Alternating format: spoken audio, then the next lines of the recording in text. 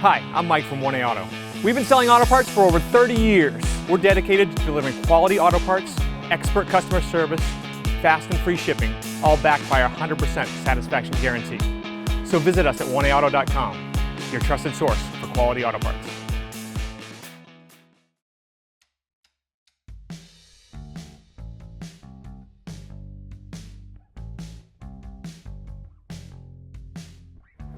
All right, to find the idler arm on your truck, in this case it's on the passenger side, but another easy way is to start at the tie rod end and just follow the arm all the way to your inner tie rod and then up to your idler arm. Idler arm is on the passenger side and it bolts to the frame of the vehicle and to the steering itself. You can watch the play in it by just moving the tire back and forth forcefully with your hand. There shouldn't be any sort of play in between the idler arm and the steering shaft itself. That is actually the problem here. The vehicle failed inspection because there's too much play here. It's actually to a point where it's actually becoming dangerous because this is actually going to break apart pretty soon. So we want to get in here and replace the idler arm. The first step to removing the idler is removing the cotter pin that holds the nut in place. I like to use a pair of cutters to grab it with. Makes it a little, it's usually the easiest thing to do, although I may prove myself wrong. There we go. And then you can also use a pair of locking pliers to pull it from the other side.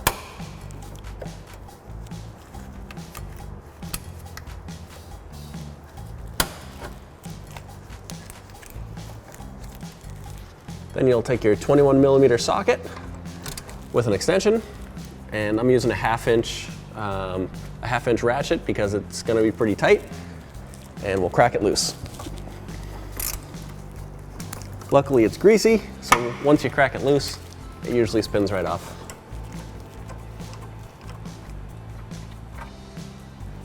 So ideally you want to have a puller, which you can get from your local hardware store. Or auto parts store. You can usually rent them, and you'll want to put it on like this. We're using a 2-jaw puller.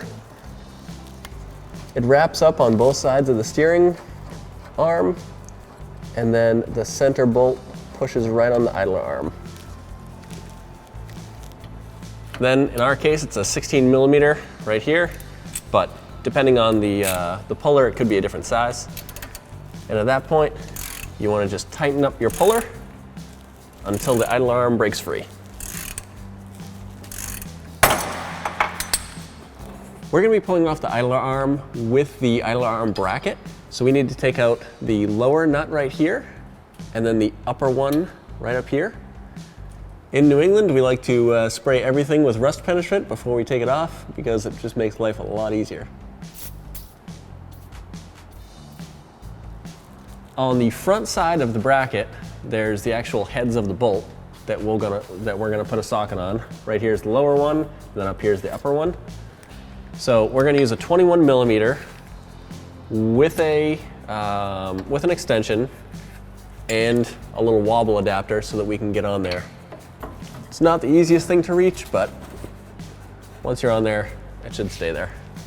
And then on the back side, we'll put a wrench to hold the nut in place. And hopefully turn it.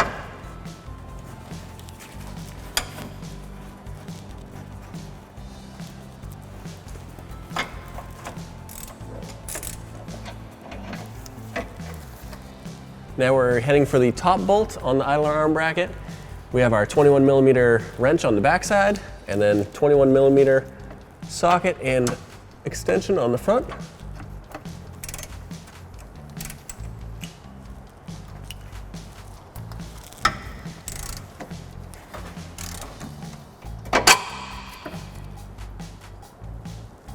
At this point, we'll be able to just pull the whole idler arm and its bracket right out of the truck. Like so. With the idler arm off the truck, we put it in a vise and you can see how much movement there is in it. There obviously shouldn't be any. It should be nice and tight. All right, we've cleaned up our idler arm and idler arm bracket.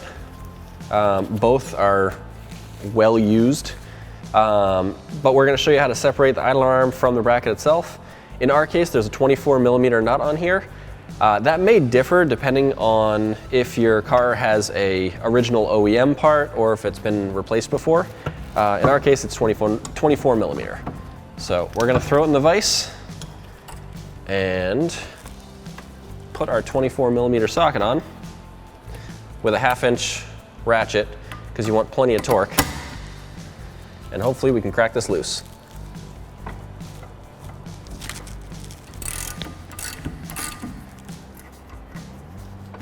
With the nut off, now we have to pull the idler arm off the idler arm bracket. So once again, I'm going to reposition this in the vise.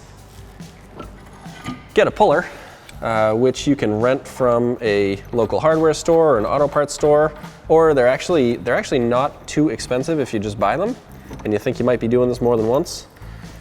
It might be worth buying a kit to do this. And then you'll tighten down the center bolt. In our case, we have a 16mm on the top of the puller, which we will once again use our 1/2" ratchet to tighten up. So you always want to wear your safety glasses when you're doing these things, safety gloves, because things tend to spring off when you're least expecting it.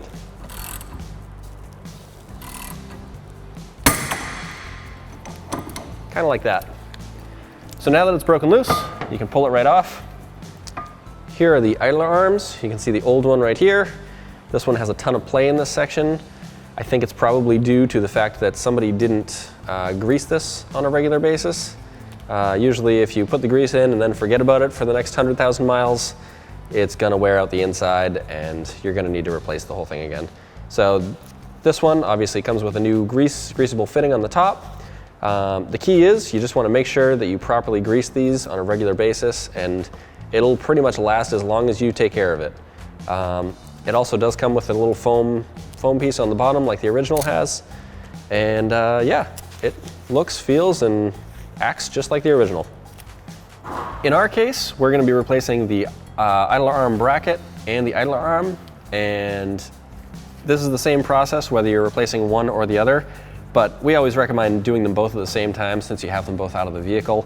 It's just a really easy thing, and it doesn't cost a whole lot more money to swap them both at the same time. So to do this, we'll put the idler arm bracket into the vise, and we'll slide the idler arm right onto the bracket. Put the nut on there. This happens to be a 24mm. Depending on what kind of part you have in your car, it may vary, the size may vary a little bit. And at this point, we can tighten this up. So we started tightening the nut and we found that the whole thing was spinning, like you can see here. So that's why they put a hex on the top of this, so that you can put a wrench here and a wrench on the bottom, and then you can tighten down the nut much easier.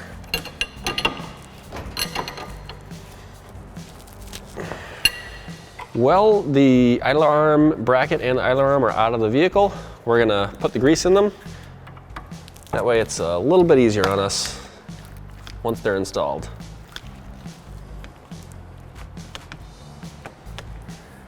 Now we can slide the whole assembly right back in.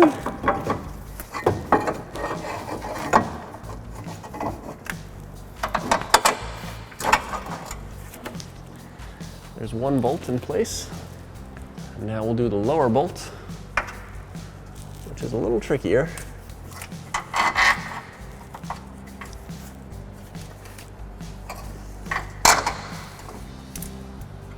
All right, with the idler arm bracket bolts in place, then you can push the idler arm into the steering and tighten up the castle nut, or hand tighten the castle nut.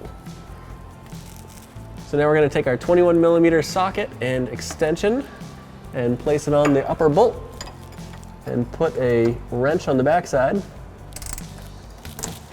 Of course, we want to turn the ratchet in the proper direction, and we'll start tightening up that bolt.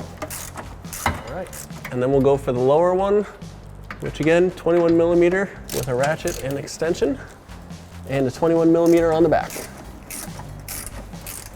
And now we have the 21mm idler arm nut that we are going to use a ratchet and extension and socket on. We want to get it tight enough so that it is, held in place, but we also want to line up the castle nut with the hole in the idler arm so that we can get the cotter pin through. And now you can slide the cotter pin through the hole and bend it over so that it stays in place.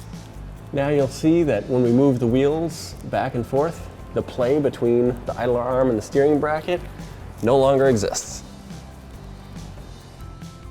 Thanks for watching. Visit us at oneauto.com for quality auto parts, fast and free shipping, and the best customer service in the industry.